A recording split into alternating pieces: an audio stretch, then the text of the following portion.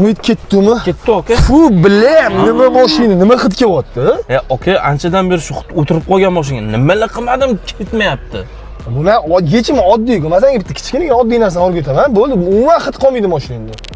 Bizga kerak bo'ladi oddiy pulli rezinkasi, oddiy salfetka va atrobotka kofe.